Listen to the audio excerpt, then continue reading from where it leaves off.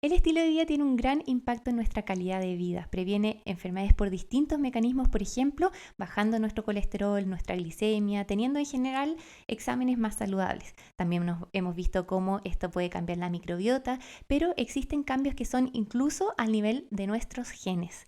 El día de hoy vamos a hablar con una genetista sobre el maravilloso mundo de la epigenética. Quédate a escucharlo. Hola, soy la doctora Marina Gainza-Lain, médica investigadora especializada en neuropediatría, medicina del estilo de vida y alimentación basada en plantas en niños y adultos. En este podcast, Sembrando Salud, vamos a conversar y aprender sobre cómo los hábitos de vida impactan nuestra salud. Nuestros hábitos como la alimentación, deporte, sueño nos dan calidad de vida y se relacionan con nuestra microbiota intestinal y también con nuestro cerebro. Mi misión es ayudar a niños, adultos y familias a vivir de forma saludable y consciente. Te invito a ser un participante de tu salud, vivir más saludables y plenos y aprender conmigo en Sembrando Salud.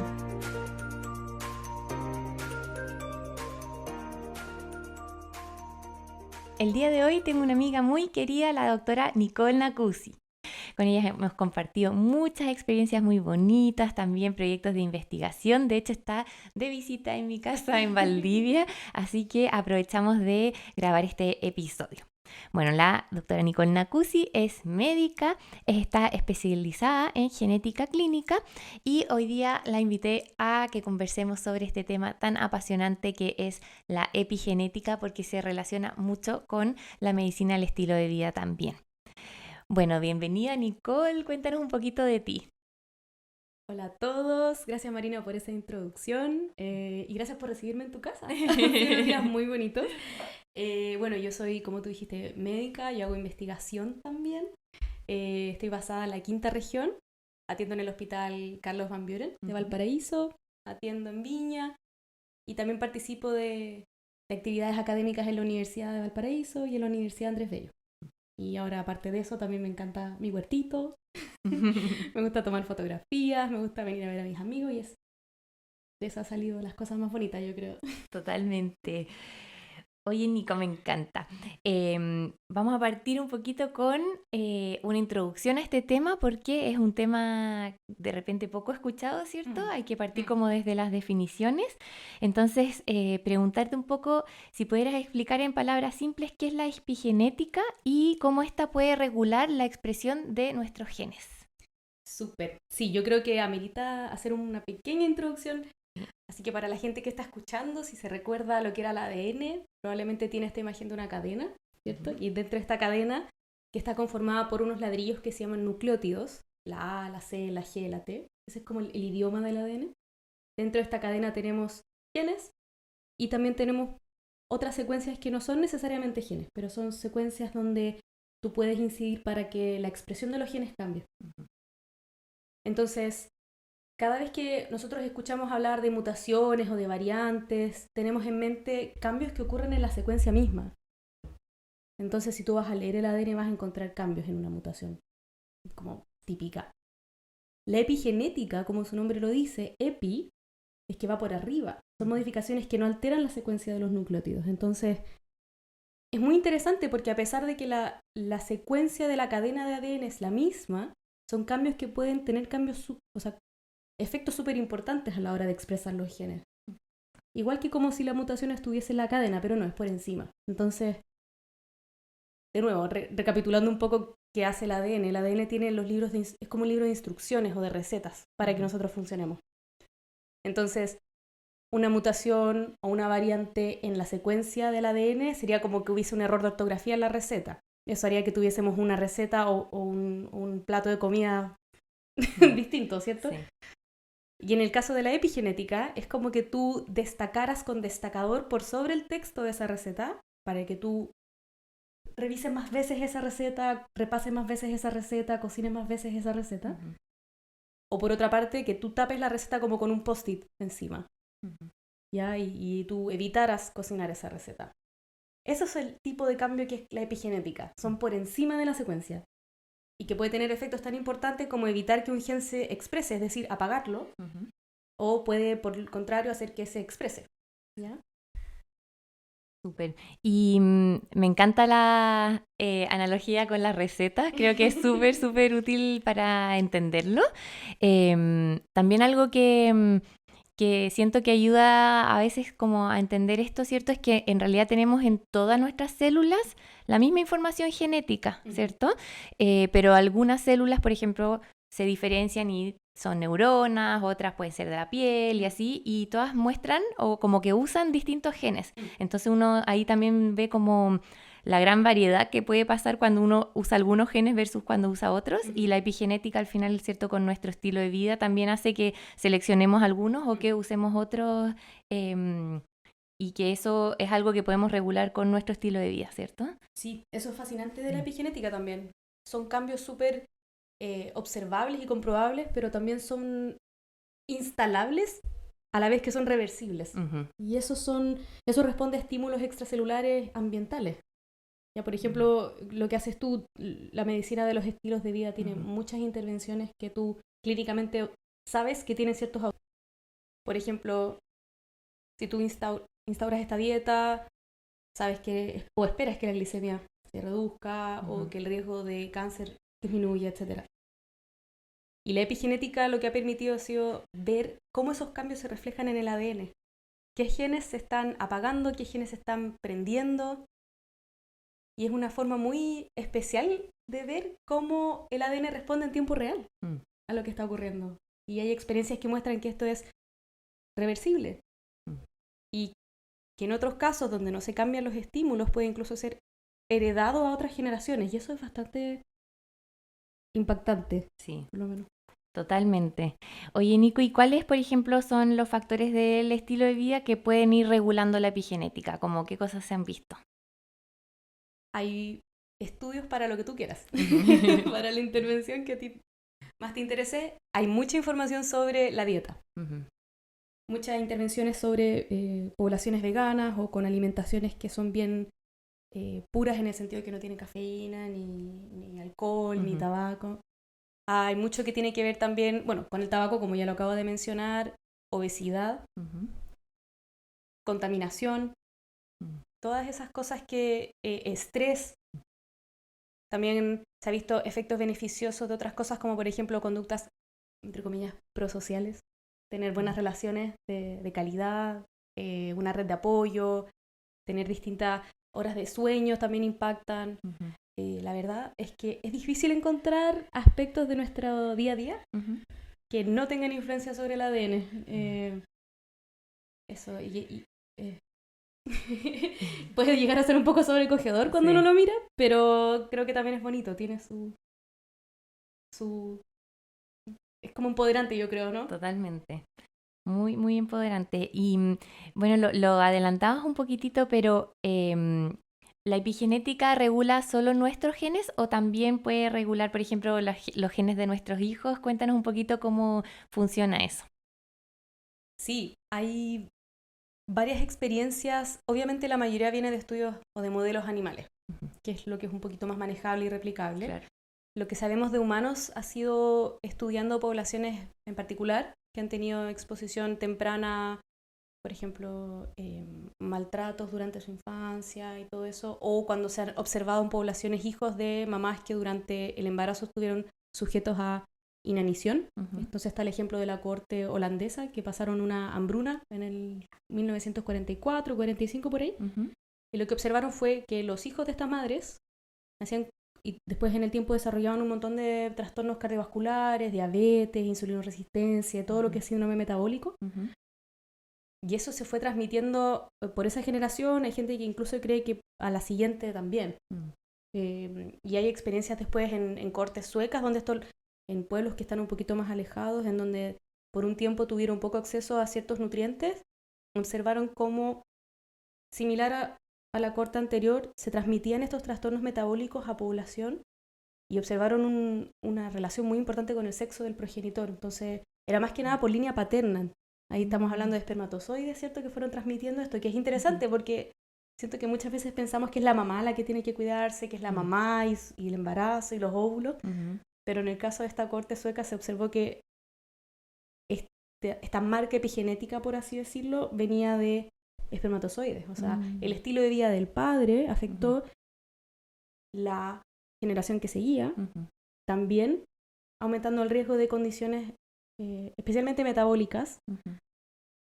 Y a su vez, esa corte también podía afectar a la que seguía. Entonces así se veía como, por ejemplo, en el linaje paterno, si es que la mamá de ese papá sufrió de malnutrición, las hijas de ese papá iban a tener malnutrición también. Y si el papá de ese papá iba a tener malnutrición, el hijo de ese papá, había una relación por sexo, y eso claramente es genético. ¿Sí? Súper, qué interesante. Y también, bueno, igual se han visto hartos estudios, ¿cierto? Como en el embarazo. O sea, eso lo encuentro súper genial, porque en general la mayoría de los estudios lo muestran es más desde la mujer, ¿cierto? Pero también, qué interesante el efecto, por ejemplo, de los hábitos durante el embarazo, cómo afectan.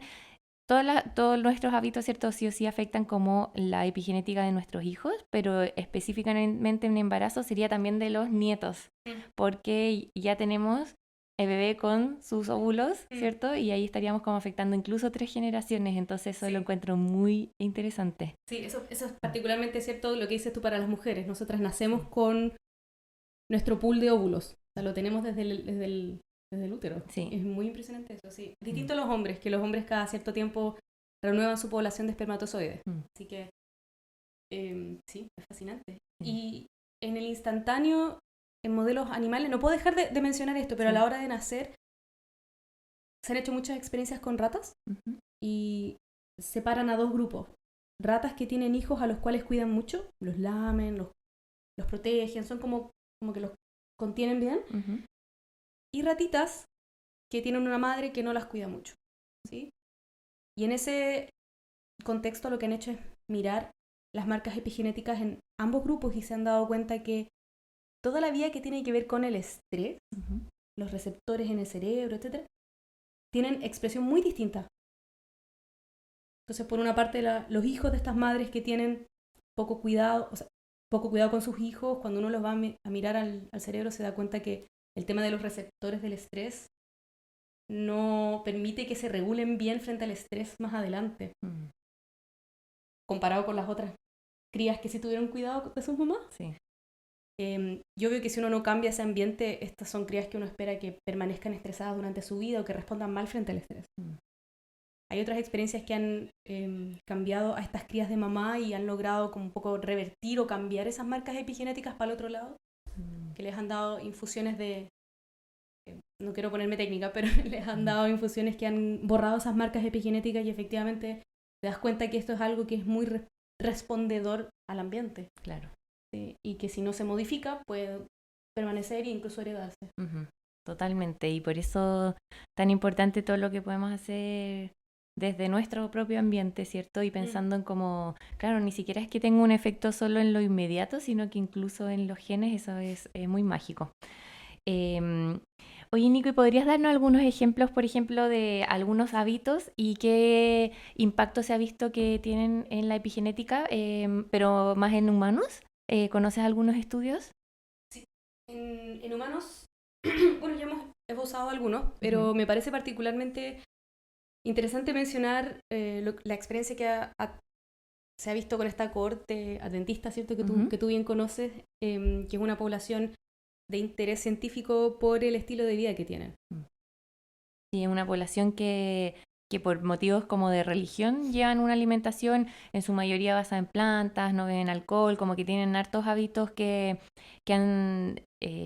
claro, les han dado mayor longevidad y por eso se han hecho estudios súper grandes en esa población y que han mostrado un montón de cómo estos cambios de estilo de vida tienen efectos como en cáncer, en enfermedad cardiovascular, en longevidad, etcétera. Pero de la parte epigenética, eso quiero que nos cuentes. Y aquí es donde con la Marina nos enfrascamos en conversaciones porque lo que ella observa clínicamente, la genética lo demuestra a través de cambios epigenéticos. Justamente estas poblaciones, cuando tú vas a mirar qué partes del ADN tienen más apagadas y qué partes tienen más prendidas, la población que tiene dieta vegana suele tener marcas epigenéticas que en suma lo que harían sería mantener encendidos o expresados genes supresores de tumores.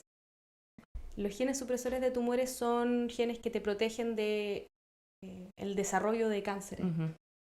Y obviamente, si es que tú mantienes esos genes prendidos, es de esperar que tu nivel de protección contra tumores sea mayor que en una persona que los tiene apagados, que es lo que se observa en individuos que no tienen dieta vegana. Además de eso, ¿qué otro tipo de genes pueden estar más prendidos o más activados en individuos con dieta vegana versus las no veganas? Aparte de varios otros genes que tienen que ver con la regulación del cáncer, genes con reparación de ADN, esos son los que también están más activados. Y eso, ¿no? Si quieren ponerse más técnicos podemos conversar de eso, pero no los quiero perder. Pero sí, básicamente eso es lo bonito de la epigenética, que te empieza a mostrar evidencia desde otra vereda de que lo que tú estás haciendo tiene un impacto no solamente en outcomes clínicos, sino que cómo tu ADN se está expresando. Y que interesante también que claro, de repente en algunas intervenciones algunos genes se apagan y otros genes se prenden, ¿cierto? Como que se aumentan su expresión, pero al final el efecto de eso depende mucho de qué gen sea. O sea, Sí, si es que exacto. estamos prendiendo un gen que como que funciona disminuyendo el cáncer, es súper bueno prenderlo, versus que si es que de repente hay uno que lo favorezca, ahí, claro, ahí la ideal sería apagar. Y en estos estudios muestran que efectivamente aumentaban como justo estos que disminuían o que tienen como mecanismos para tratar de disminuir estos cánceres, que es muy interesante porque por ejemplo, en la alimentación basada en planta hemos visto mucha evidencia de cómo, claro, estamos disminuyendo cancerígenos, ¿cierto? Como las carnes rojas y procesadas, o estamos también, incluso mediante cambios en microbiota, se están viendo algunos efectos, etcétera. Pero igual a veces se siente como que hay algo más que explique esto y en realidad pueden ser perfectamente estos mecanismos que estábamos comentando recién. Otros ejemplos de intervenciones en el estilo de vida que han tenido efecto en expresiones epigenéticas están, por ejemplo, la obesidad, está asociado a mayores tasas de infertilidad y de expresión diferencial de genes en células como espermatozoides y óvulos, sobre todo espermatozoides. Lo otro que se ha observado es similar a las experiencias con ratas que ya mencioné, cuando estudian a individuos que han fallecido por suicidio y que en su historia se han especificado algunos factores de riesgo y situaciones estresantes, los han ido a estudiar con biopsia y han ido a estudiar expresión genética de ciertos receptores de estrés, etcétera, de corticoides. Sí se ha visto una expresión diferencial de genes asociados con la regulación del estrés en el sistema nervioso central, similar a las ratitas. También niños que han tenido infancias en instituciones, casas de acogida o hospitalizaciones, etcétera. Similares experiencias. Y también se ha visto cómo la contaminación afecta también a la expresión, la contaminación ambiental estoy hablando, afecta a la expresión de genes que tienen que ver con salud cardiovascular, particularmente hipertensión, enfermedad ateromatosa, etc. Súper, súper interesante. Oye, Nico, ¿y cuál dirías tú que sería el mensaje o la conclusión principal que tú ves en relación a la importancia de la medicina y el estilo de vida en epigenética? Lo esbozamos un poco antes. Yo creo que el principal mensaje a transmitir aquí es el hecho de que lo que tú haces tiene implicancias en tu ADN. Y lo que ocurre en tu ADN tiene implicancias en tu vida, ¿ya? ¿No? En tu salud, pero también en muchos otros aspectos de tu bienestar. Experiencias como estas demuestran que estos cambios epigenéticos responden y son también, yo creo, medidas de cambiar tu salud. Muchas veces la gente se queda en una pasividad porque toda mi familia tiene diabetes, yo voy a hacer diabetes. No necesariamente. Incluso aunque tuvieras una predisposición familiar importante de hacer diabetes, si tú modificas tu estilo de vida, igual vas a afectar el funcionamiento de montones de otras vías que pueden hacer que la instalación de la diabetes sea más tardía, que nunca ocurra, o que si se instala sea más leve. Exacto. Entonces, para un gran porcentaje de condiciones que nos afectan hoy en día, yo creo que la epigenética nos da luces sobre que tenemos poder sobre nuestro bienestar. Ahora, pequeño nota al margen, hay un grupo de condiciones genéticas que sí son bastante determinadas por una Sí. sola mutación. ¿Ya? Mm. No me estoy refiriendo a estas condiciones monogénicas que son aquellas que son causantes de síndromes específicos y que son los pacientes que de repente yo atiendo en la consulta, ¿cierto? Ahí el caso es otro. Pero para un montón de otros fenotipos que tienen que ver con salud cardiovascular, salud o sensación de bienestar, Como ¿cierto? enfermedades multifactoriales al final. Enfermedades multifactoriales que dependen de ambiente y de muchos genes, no de uno. Sí. Esto es cierto. Yo creo que es una visión bastante empoderante la de la epigenética con respecto a los cambios en el estilo de vida. Totalmente. Y de hecho, por ejemplo, las enfermedades más comunes por las que estamos muriendo actualmente, diabetes, enfermedades cardiovasculares, demencia, cáncer, todas ellas tienen una predisposición genética de no más del 20%, o sea, como que el 80% en general en esas enfermedades depende de nuestro estilo de vida y eso porque, como mencionábamos antes, claramente estamos mejorando nuestros exámenes, etcétera, pero también estamos regulando incluso qué genes se expresan por estos mecanismos que les comentábamos. Así que eso es súper, súper interesante y como bien dices, es muy empoderante, ¿cierto? Y no solamente para nosotros, sino que para las generaciones que nos siguen. Exacto. Tanto para mujeres como para hombres también. Sí, totalmente. Oye, Nico, y para finalizar, cuéntanos dónde te pueden encontrar pacientes, si es que tienen dudas de genética, etcétera. Cuéntanos si tienes consulta y todo eso. Actualmente me pueden encontrar en la casa de Marina Galicia. No, pero atiendo presencialmente en el Hospital Carlos Van Buren de Valparaíso, en la Clínica Ciudad del Mar de Viña del Mar. Atiendo por telellamada o telemedicina en miadn.cl y supongo que... Súper. Genial. Bueno, muchas, muchas gracias, Nicole, por darte este tiempito, explicarnos esto de forma tan sencilla. Es un tema que en realidad es muy complejo cuando uno va a leer cierto, los estudios y todo, porque la genética no tiene nada de sencillo, pero creo que se entendió súper bien y que al final lo importante, cierto, de esto es el mensaje de cómo nosotros podemos regular nuestros genes con nuestros hábitos y creo que diste ejemplos muy, muy útiles para poder comprenderlo bien. Así que muchas, muchas gracias. Y bueno, también invitarlos, ¿cierto? Que si es que les gustó este capítulo, le pongan seguir al podcast. Apreciaría mucho si también le pueden dejar un review o si lo pueden compartir con alguien que le pueda servir y así nos ayudas a que este contenido gratuito llegue a más personas. También me ayuda mucho si lo puedes rankear con 5 estrellitas en Spotify. Un abrazo y nos escuchamos en el próximo episodio de Sembrando Salud.